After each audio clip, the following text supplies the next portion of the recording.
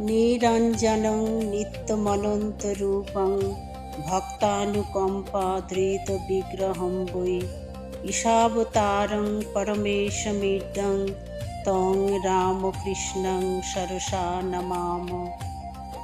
ঠাকুর, মা ও স্বামীজিকে আমার ভক্তিপূর্ণ প্রণাম জানিয়ে আজ পাঠ করব পরম পুরুষ শ্রী শ্রী রামকৃষ্ণ, পর্ব নম্বর ২৭।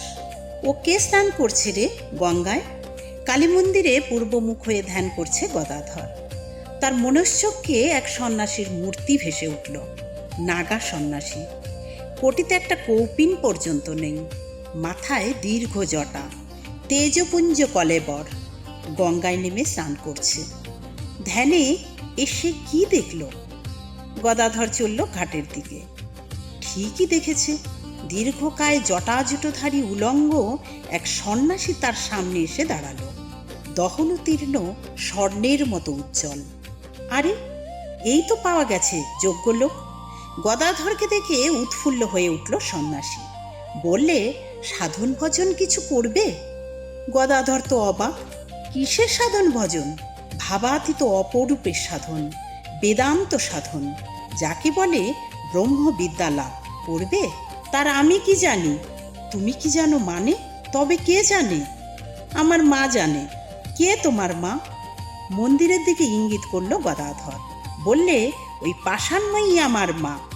বিদ্রুপের সূক্ষ্ম একটু হাসি খেলে গেল সন্ন্যাসীর মুখে।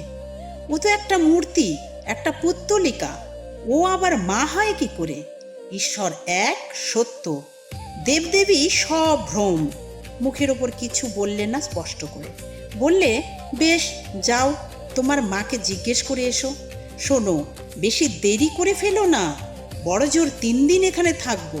৩ দিনের বেশি থাকি না কোথাও, এক দণ্ড। এরই মধ্যে দীক্ষার ব্যবস্থা করতে হবে।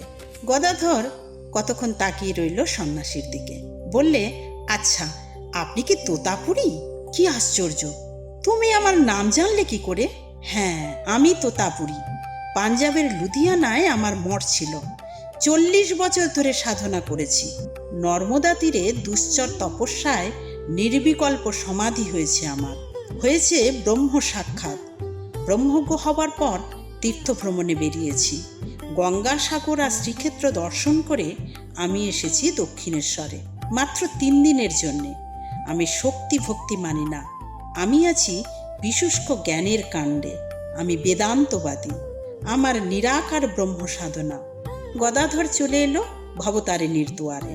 বললে, মা, তোতাপুরী বলছে নিরাকার সাধনা করতে। করব? করবে বই কি, আদেশ হলো মা। তোমাকে শেখানোর জন্যেই সে এসেছে। কিন্তু বামনির বড় আপত্তি। সে বলে, ওই ন্যাংটার কাছে তুমি ঘেঁষো না, ও তোমার সমস্ত ভাবটাব নষ্ট করে দিয়ে শুকনো দড়ি বানিয়ে ছাড়বে। বানাক না, ভাবরাজ্যের চরম ভূমিতে এসেছি, এবার ভাবাতীত অদ্বৈত ভূমিটা বেরিয়ে আসি একবার। মেয়েরা ততদিনই পুতুল খেলে যতদিন বিয়ে না হয়। বিয়ে হয়ে যখন স্বামী পায় তখন পুতুলগুলি প্যাটরায় পুটলি বেঁধে তুলে রাখে। তেমনি ঈশ্বর লাভ হলে আর প্রতিমার দরকার হয় না। সাকার নিরাকার দুই লাগে। কেউ সাকার থেকে নিরাকারে আসে, কেউ নিরাকার থেকে সাকারে। রসুন চৌকিতে দুই লাগে, পোঁ লাগে, সানাইও লাগে। পোঁয়ের শুধু এক সুর, সে যেন নিরাকার, আর সানায়ে বাজছে কত রাগ রাগিনী, ঈশ্বরকে নানাভাবে সদ্ভোগ। তাছাড়া মার আদেশ হয়েছে। গদাধর শটান চলে এলো তোতার কাছে। বললে, হ্যাঁ, মা মত দিয়েছে, দীক্ষা নেব, আমাকে চেলা করুন আপনার। গুরু মিলে লাখ তো চেলা মিলে এক। উল্লসিত হয়ে উঠল তোতা। বললে, প্রথমে শেখার সূত্র ত্যাগ করে যথাশাস্ত্র সন্ন্যাস নিতে হবে তোমাকে। নেব, কিন্তু গোপনে। গোপনে কেন? বছরখানেক হলো আমার মা এখানে এসে রয়েছেন। এ মা আমার গর্ভধারিণী মা। সব সংস্কার বিসর্জন দিয়ে যদি পাকাপাকিভাবে সন্ন্যাস নিই, আর মা যদি জানতে পারেন তবে বড় আঘাত পাবেন। এ হচ্ছে 1271 সালের কথা। বছরখানেক আগে থেকেই এখানে আছেন চন্দ্রমণি। যে সংসারে গদাধর নেই, সে সংসার তার কাছে অসার। তাই তিনি বাকি জীবন গদাধরের কাছেই কাটিয়ে দিতে চান গঙ্গা তীরে। আছেন নহবতখানায়, গদাধরকে দেখতে পাচ্ছেন চোখের ওপর, এর বেশি আর কিছু চাইবার নেই। মথুরবাবু এমনিতেই খুব হাত টান, অথচ গদাধরের বেলায় কেন কে জানে তার উদারতার অন্ত নেই। সে উদারতা চন্দ্রমণির দুয়ার পর্যন্ত এগিয়ে এলো। একদিন মথুরবাবু বললেন, আচ্ছা ঠাকুমা, তুমি তো কোনো সেবা নিলে না আমার থেকে, আমার অভাব কোথায়? হাসলেন চন্দ্রমণি। তবু কিছু নাও না চেয়ে, যা তোমার খুশি। কি চাইবো? চাইবার আমার কি আছে?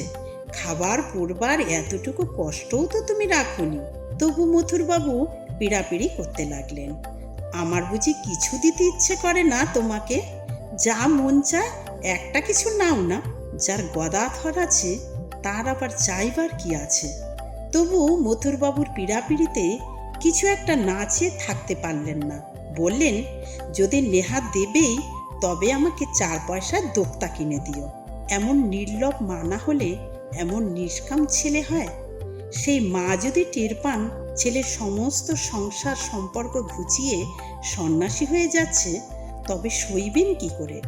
তোতাপুরি বললেন, বেশ, গোপনেই দীক্ষা দেব, কেউ জানতে পারবে না।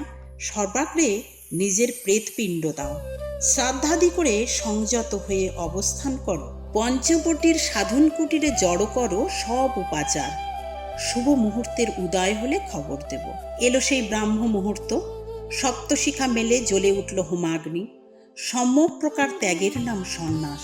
এ সর্বস্ব ত্যাগ ঈশ্বরার্থে। কিন্তু কি তোমার আছে যে ত্যাগ করবে? দেহ, মন, ইন্দ্রিয় কিছুই তোমার আপনার নয়। যার নিজের বলতে কিছু নেই, সে ত্যাগ করবে কি করে? তাই ত্যাগ করবার জন্য অর্জন দরকার। আগে অর্জন করো, অর্জন করো আত্মবিভূতি।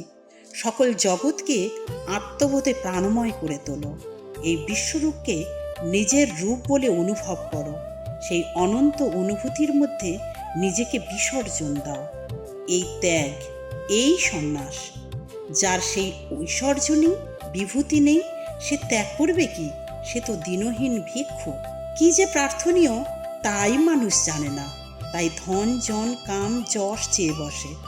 চাওয়ার পাওয়ায় দুই ভ্রান্তি বিলাস। কেননা পেলেও অভাব মেটে না। কি পেলে যে তার শান্তি হয় তা সে জানে না বলেই ওসবের পিছু নেয়। শুধু খবর পায় না বলেই অলিতে গলিতে ঘোরে। যদি একবার আনন্দময় ঈশ্বর সত্তার খবর পেত, প্রহ্লাদের মতো যদি স্ফটিক স্তম্ভেও হরি দেখত, তাহলে আর মনি ফেলে কাজ কুড়োতো না। মধুর জ্ঞান নেই বলে গুড় খোঁজে। সর্বদেশে, সর্বদিকে, সর্বাবস্থায় নিয়ত মধুক্ষরণ হচ্ছে এই উপলব্ধি ঈশ্বর উপলব্ধি। তোতাপুরি মন্ত্রপাঠ করতে লাগলো। দৃঢ়াসীন হয়ে বসো, তদ্গদ মনে শোনো, সমৃদ্ধ হুতাসনে আহুতি দাও। প্রার্থনা করো, হে যজ্ঞপতি, হে পরমাত্মন, আমার সমস্ত প্রাণবৃত্তি তোমাকে আহুতি দিচ্ছি। তুমি আমাতে প্রকাশিত হও। তুমি তো নিত্যকালের প্রকাশ। একবার আমার হয়ে প্রকাশ পেয়ে ওঠো। অখণ্ড করস ব্রহ্মবস্তু আমাতে দীপ্যমান করো। বুঝতে দাও তুমিও যা, আমিও তা। কোনো দ্বৈত নেই, সর্বত্র এক অখণ্ড চৈতন্য মাত্র বিদ্যমান। জীব আর ঈশ্বর একই অদ্বিতীয় পরম তত্ত্বের 2টি পৃষ্ঠা। দাও আমাকে সেই একাত্মবোধের চেতনা। তারপর শুরু হলো বিরজাহম। আমার দেহ যে পঞ্চভূতে তৈরি, সে ভূত পঞ্চ শুদ্ধ হোক। শুদ্ধ হোক আমার কোষ পঞ্চ, অন্নময়, প্রাণময়, মনোময়, বিজ্ঞানময়, আনন্দময় কোষ। শুদ্ধ হোক পঞ্চবায়ু, প্রাণ, অপান, সমান, উদান আর ব্যান। পঞ্চেন্দ্রিয়কে আকর্ষণ করে যে পঞ্চ বিষয়, শব্দ, স্পর্শ, রূপ, রস আর গন্ধ, তাও শুদ্ধ হোক। শুদ্ধ হোক আমার দেহ আর মন, বাক্য আর কর্ম। শুদ্ধ হোক আমার নিরোধ সমাধি। হে জ্বালামালি, হে সর্বদেব মুখ বৈশ্যনর, আমার মধ্যে জাগ্রত হও। হে সর্বার্থ সাধক, আমার অভীষ্ট লাভের পথে যত বাধা আছে সব বিনাশ করো। দাও আমাকে সেই সম্যক প্রজ্ঞা, যাতে গুরুদত্ত জ্ঞান নিরন্তর জাজ্জল্যমান থাকে। আমি স্ত্রী, পুত্র, ধন, মান, রূপ, যৌবন কিছুই চাই না। আমার সমস্ত পার্থিব বাসনা তোমাতে আহুতি দিয়ে নিঃশেষে ত্যাগ করছি। আমি নিজেই এখন সচ্চিদানন্দময় ব্রহ্ম। যেভাবে ঈশ্বর সমাহিত, আমি এখন সেই সর্বত নিরাবরণ, সর্বপ্রশান্ত, পরমানন্দময় মহদাত্মভাবে নিমগ্ন। হে অচ্চিষ্মান, আমি এখন শিখাহীন বিশুদ্ধ জ্যোতি, নিরবয়ব আভা। নবজন্মে দীক্ষা হলো গদাধরের। রূপ থেকে চলে এলো অরূপে, অল্প থেকে ভূমায়, পরিমিত থেকে নিরতিশয়ে, আকার থেকে অকায়ে। শিষ্যকে নতুন কৌপিন আর কাঁসাই দিয়ে দিল তোতাপুরি। শিষ্যকে নতুন কৌপিন আর কাঁসাই দিল তোতাপুরি। বললে, এবার তোমাকে নতুন নাম দেব। আমার নামও বদলে যাবে, শুধু নাম নয়, পদবীও বদলে যাবে। তুমি এখন সম্পূর্ণ নতুন। নতুন দেশে তুমি নতুন জন্মালে। গদাধর তাকিয়ে রইল আবিষ্টের মতো। হ্যাঁ, এখন থেকে তোমার নাম হলো রামকৃষ্ণ। সন্ন্যাস যখন দীক্ষা নিলে, অর্থাৎ কিনা যখন শ্রীতে অধিষ্ঠিত হলে, তুমি শ্রীরামকৃষ্ণ। আর পদবী পরমহংস। শ্রীরামকৃষ্ণ পরমহংস। পরমহংস কাকে বলে জানো তো? জানি, আবিষ্টের মতো বললে গদাধর। দুধে জলে একসঙ্গে থাকলেও যিনি হাঁসের মতো জলটি ছেড়ে দুধটি নিতে পারেন, বালিতে চিনিতে একসঙ্গে থাকলেও যিনি পিঁপড়ের মতো চিনিটুকু নিতে পারেন, ঠিক বলেছ, তিনিই পরমহংস। খোসাটি ছেড়ে সারটি নাও, খণ্ড ছেড়ে অখণ্ডকে, উপাধি ছেড়ে নিত্য বস্তুকে। জানিস, পরমহংস দুই রকম। ঠাকুর একদিন বললেন গিরিশ ঘোষকে, জ্ঞানী পরমহংস আর প্রেমী পরমহংস। যিনি জ্ঞানী পরমহংস তিনি আত্মসার, ভাবখানা একলা আমার হলেই হলো। কিন্তু যিনি প্রেমী পরমহংস, তার একলার হলেই সুখ নেই। ঈশ্বরকে পেয়ে তার সংবাদ দিয়ে যেতে চান জনে জনে। কেউ আম খেয়ে মুখটি পুছে ফেলে, কেউ বা আর 5 জনকে দেয়। পাতকো খোঁড়বার সময় যে সব ঝুড়ি কোদাল আনা হয়, খোঁড়া হয়ে গেলে কেউ সেগুলো ওই পাতকোতেই ফেলে দেয়, কেউ বা তুলে রেখে দেয় যদি পাড়ার লোকের কারো দরকার লাগে। নারদ সুখদেব ওরা পরের জন্য ঝুড়ি কোদাল তুলে রেখেছিলেন। গিরিশ ঘোষ বললে, আপনিও তেমনি। আপনি তবে আমাকে আশীর্বাদ করুন। আমি কে? আমি কেউ নয়। তুমি মাকে বলো, মাকে ডাকো, হয়ে যাবে। হয়ে যাবে?